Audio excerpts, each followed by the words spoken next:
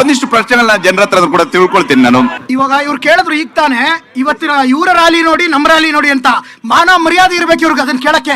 Jain college ಸ್ಟೂಡೆಂಟ್ಸ್ಗೆ message ಮಾಡ್ತಾರೆ, ಇವತ್ತು ರ್ಯಾಲಿಗೆ ಬಂದಿಲ್ಲ ಅಂದ್ರೆ ಅಟೆಂಡೆನ್ಸ್ ಕೊಡಲ್ಲ ಅಂತ. ಮಾನ ಮರ್ಯಾದೆ ಇರ್ಬೇಕು ಇವನಿಗೆ. ಅಕಸ್ಮಾತ್ ಇವ್ರಿಗೆ ಏನಾರು ಬಂದ ಜನನೇ ಆಗಿದ್ರೆ ಇವಾಗ ಯಾಕಪ್ಪ ಒಬ್ರು ಇಲ್ಲ ನಿನ್ ಕಾರ್ಯಕರ್ತರಲ್ಲಿ? ಈವ್ನಿಂಗ್ ಕಾಲೇಜ್ ಯಾವ್ದು ನಿನ್ ಬುಕ್ ಆಗಿಲ್ವಾ? ಈವ್ನಿಂಗ್ ಕಾಲೇಜ್ ಯಾವ್ದು ಬುಕ್ ಆಗಿಲ್ವೇನಪ್ಪ ನಿಮಗೆ? ಬರೀ ಮೋದಿ ಹೆಸರು ಹೇಳ್ಕೊಂಡು ಓಟ್ ಕೇಳ್ತಾರೆ, ಬರೀ ಮೋದಿ ಮೋದಿ ಮೋದಿ ಅಂತ. ಅದು ತಪ್ಪು. ಸೂರ್ಯನ್ ಸೋಲು ಸೌಮ್ಯನ್ ಗೆಲುವು ಹಾಗೆ ಆಗತ್ತೆ. ಇದು ಈ ಕ್ಷೇತ್ರದ ಆಶೀರ್ವಾದ ಅಂತ ಹೇಳಕ್ ಇಷ್ಟಪಡ್ತೀನಿ ಸರ್. ಸರ್, ಸೂರ್ಯಂದು ಇಲ್ಲಿ ಏನು ಸಾಧನೆ ಅಂತ ಒಂದೇ ಒಂದ್ ಸಾಧನೆ ಹೇಳೋಕ್ ಹೇಳಿ. ಏನ್ ಕೆಲಸ ಮಾಡಿದ್ದಾರೆ ಅಂತೇಳಿ ಅವ್ರ ಆಫೀಸ್ ಮುಂದೆ ಒಂದು ರೋಡ್ ಹಾಕೊಂಡಿಲ್ಲ. ಬರೀ ಕೋಮುವಾದ ಸೃಷ್ಟಿ ಮಾಡೋದು, ಜೈ ಶ್ರೀರಾಮ್ ಅನ್ನೋದು. ಜೈ ಶ್ರೀರಾಮ್ ಅಂದ್ರೆ ಹೊಟ್ಟೆ ತುಂಬಲ್ಲ ಸರ್. ಯುವಕರಿಗೆ ಕೆಲಸ ಕೊಡ್ಸೋಕ್ ಹೇಳಿ.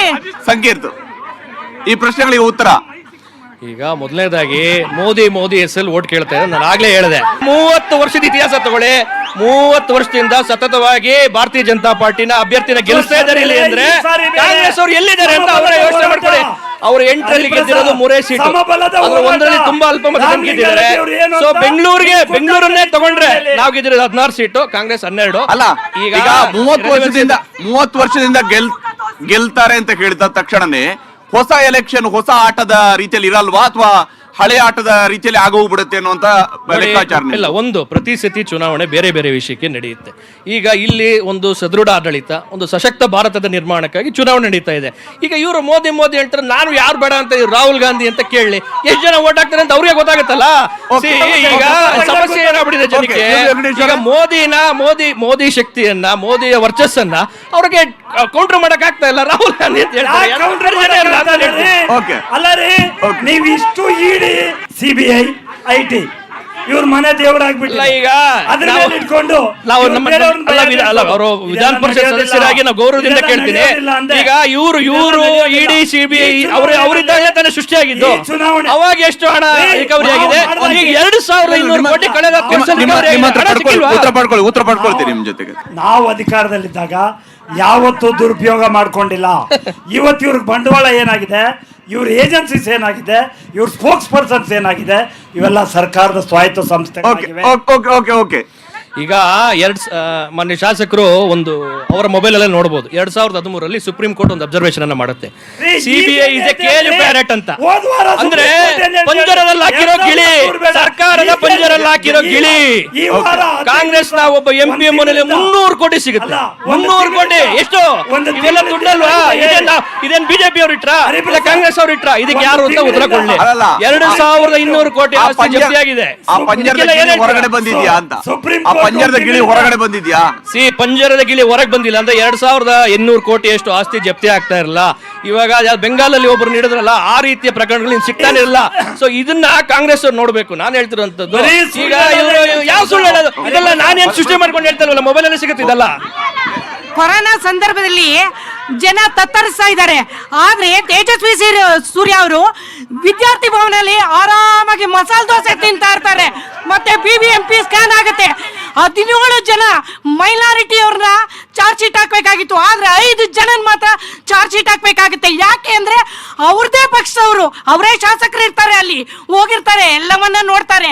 ಆದ್ರೆ ಅವ್ರದೇ PA ಅಲ್ಲಿ ಒಳಗೆ ಸ್ಕ್ಯಾಮ್ ಮಾಡಿರೋದ್ರಿಂದ ಅದನ್ನ ಮುಚ್ಚಾಕೋಸ್ಕರ ಇವರು ತೇಜಸ್ವಿ ಸೂರ್ಯ ಅವರು 5 ಜನದ ಮೇಲೆ ಮಾತ್ರ ಚಾರ್ಜ್ ಶೀಟ್ ಅನ್ನು ಹಾಕಿಸ್ತಾರೆ. ಈ ರೀತಿ ಆಡಳಿತವನ್ನ ಮಾಡಿಕೊಂಡು ಈಗ ಸೌತ್ ನಲ್ಲಿ ಯಾವ ಮುಖವನ್ನ ಇಟ್ಕೊಂಡು ಜನಗಳ ಮುಂದೆ ಯಾವ ಮಾನದಂಡದಿಂದ ನೀವು ರಾಜಕೀಯದಲ್ಲಿ ನನಗೆ ಓಟ್ ಹಾಕಿ ನನಗೆ ಗೆಲ್ಸಿ ಅಂತ ಕೇಳ್ತಾರೆ ಅಂತ ಕೋವಿಡ್ ಸ್ಕ್ಯಾಮ್ ವಿಚಾರವನ್ನ ಪ್ರಸ್ತಾಪಿಸ್ತಾ ಇದ್ದಾರೆ. ಏನ್ ಮಾಡಿದ್ರು ಅವಾಗ? ಮೊದಲನೇದಾಗಿ ಈಗ ನಾನು ಈಗಲೂ ಹೇಳ್ತಿರೋಂಥದ್ದು, ಕೋವಿಡ್ ಸ್ಕ್ಯಾಮ್ ನ ಚಾರ್ಜ್ ಶೀಟ್ ಆಲ್ರೆಡಿ ಸಲ್ಲಿಕೆ ಆಗಿದೆ. ಪ್ರಕರಣ ಸರ್ಕಾರ ಅಷ್ಟು ಸಮಸ್ಯೆ ಇದ್ರೆ ಸರ್ಕಾರದ ಒಬ್ರು ವಿಧಾನ ಪರಿಷತ್ ಸದಸ್ಯರಿದ್ದಾರೆ, ಅವ್ರ ನೇತೃತ್ವದಲ್ಲೇ ಹೋಗಿ ಮರು ತನಿಖೆ ಮಾಡಿಸಿ. ಈಗ ACB ತಂದುಬಿಟ್ಟು ಸಿದ್ದರಾಮಯ್ಯನವರು ಲೋಕಾಯುಕ್ತ ದುರ್ಬಲಗೊಳಿಸಿದ್ರು. ನಾವು ಹೈಕೋರ್ಟ್ ಆರ್ಡರ್ ಮೇಲೆ ಅದನ್ನ ನಿರ್ಮಾಣ ಮಾಡಿ ಲೋಕಾಯುಕ್ತಕ್ಕೆ ಬಲ ಕೊಟ್ಟಿದ್ದೀವಿ. ತಾಕತ್ತಿದ್ರೆ ಹೋಗಿ ಲೋಕಾಯುಕ್ತ ತನಿಖೆ ಮಾಡಿಸ್ಲಿ. ಲೋಕಾಯುಕ್ತದ ನೇತೃತ್ವದಲ್ಲಿ ತನಿಖೆ ಮಾಡಿಸ್ಲಿ. ಲೋಕಾಯುಕ್ತ ACB ರಚನೆ ಮಾಡಿದವರು ಯಾರು? ACB ಅಧ್ಯಕ್ಷರಾಗಿದ್ದವ್ರು ಯಾರು? ಇದೇ ಸಿದ್ದರಾಮಯ್ಯನವರು. ಇವರ ಭ್ರಷ್ಟ ಶಾಸಕರ ಮಂತ್ರಿಗಳನ್ನ ರಕ್ಷಣೆ ಅಲ್ಲ. ಎಸಿಬಿನ ಆದ್ರೆ ಆರ್ಡರ್ ಮೇಲೆ ನಾವು ಹೈಕೋರ್ಟ್ ಆರ್ಡರ್ ಮೇಲೆ ಅದನ್ನ ತೆಗೆದಿದ್ದೀವಿ, ಕೆಲಸ ಮಾಡಿದೀವಿ. ಆದ್ರೆ ಎಸಿಬಿಯನ್ನ ಸರ್ಕಾರ ಬಂದ 24 ಗಂಟೆ ಒಳಗಡೆ ತೆಗಿತೀವಿ ಅಂತ ಹೇಳಿದ್ರೆ ನೀವು ಮಾಡಿರ್ಲಿಲ್ಲ, ನೀವು ಹೈಕೋರ್ಟ್ ಹೇಳತರ ಮಾಡಿರ್ಲಿಲ್ಲ, ನೀವು ನೂರಾರು ಹೈಕೋರ್ಟ್ ಆರ್ಡರ್ಗಳಾಗ್ತವೆ, ಎಲ್ಲವೂ ಇಂಪ್ಲಿಮೆಂಟ್ ಆಗಲ್ಲ. ಆದ್ರೆ ನಾವು ಹೈಕೋರ್ಟ್ ಆರ್ಡರ್ ಇಂಪ್ಲಿಮೆಂಟ್ ಪ್ರಣಾಳಿಕೆಯಲ್ಲಿ ಹೇಳಿದ್ರಲ್ಲ, ಚುನಾವಣಾ ಪ್ರಣಾಳಿಕೆಯಲ್ಲಿ ಹೇಳಿದ್ರಲ್ಲ, ನೋಡಿ ಕೋರ್ಟ್ ನಲ್ಲಿ ಎಸಿಬಿಯ 12 ಪ್ರಕರಣಗಳು ಕೋರ್ಟ್ ನಲ್ಲಿ ಇದ್ವು, ಹಾಗಾಗಿ ಅದಾಗ್ಲಿಲ್ಲ. ಇವತ್ತು ನೀವು ಬಿಜೆಪಿ ಅವರು ಲೋಕಸಭಾ ಚುನಾವಣೆಯಲ್ಲಿ ಇಡಿ ಅಂತ ನೀವೇನ್ ಕರಿತಿದ್ದೀರಾ, extortion department, not enforcement department, extortion department ನ ನೀವ್ ಎಲ್ಲ ನಮ್ಮ ರಾಜಕೀಯ ಪಕ್ಷಗಳನ್ನ ಮುಗಿಸೋ ಅಂತ ಒಂದು ಹುನ್ನಾರ ಮಾಡ್ತಿದ್ದೀರಲ್ಲ, ಇದೇನಾ ನಿಮ್ಮ ಚುನಾವಣಾ ತಂತ್ರ ಬಿಟ್ಟು ನಿಮ್ಗೆ ಅಭಿವೃದ್ಧಿ, ಜನಗಳ ಒಂದು ದೃಷ್ಟಿ, ಮತ್ತೆ ನಮ್ಮ ಯುವಕರ ಒಂದು ದೃಷ್ಟಿ ಅದೇನೂ ಇಲ್ಲದೆ ಎಲ್ಲ ನಮ್ಮ ರಾಜಕೀಯ ನಾಯಕರನ್ನು, ವಿರೋಧ ಪಕ್ಷದವ್ರನ್ನು ನೀವು ಬೆದರಿಸಿ ಹೆದರಿಸಿ ನಿಮ್ಮ ಒಂದು ಚುನಾವಣೆಗೆ ಬಳಸ್ಕೊಳ್ತಿದ್ದೀರಲ್ಲ, ಇದ್ರ ಎಷ್ಟು ಮಟ್ಟಿಗೆ ಸರಿ? ಇದಕ್ಕೆ ಮಾತ್ರ ಉತ್ತರ ಕೊಡಿ, ಬೇರೆ ಯಾವ್ದಕ್ಕೂ ಉತ್ತರ ಕೊಡಬೇಡಿ ನೀವು. ಒಂದ್ ನಿಮಿಷ ಸಂಖ್ಯೆ. ಈಗ ಎಲೆಕ್ಟ್ರಲ್ ಬಾಂಡ್ಸ್ ಅಂತ ಬಂತು. ಎಲೆಕ್ಟ್ರಲ್ ಬಾಂಡ್ಸ್ ಅಂತ ತಗೊಂಡ್ರಿ ನೀವು ದುಡ್ಡು 8,000 to 9,000 ಕೋಟಿ. ಕಂಪನಿಗಳು ಪಾಪರ್ ಅವ್ರ ಬ್ಯಾಲೆನ್ಸ್ ಶೀಟು, ಆ ಕಂಪನಿಗಳ ಬ್ಯಾಲೆನ್ಸ್ ಶೀಟು ಮೈನಸ್ನಲ್ಲಿದೆ, ಸಾಲದಲ್ಲಿದ್ದಾರೆ. ಅಂಥವ್ರು ನಿಮಗೆ ಡೊನೇಷನ್ ಕೊಡ್ತಾರೆ. ಲಾಟ್ರಿ ಮಾರೋ 1,364 ಕೋಟಿ ಕೊಡ್ತಾನೆ.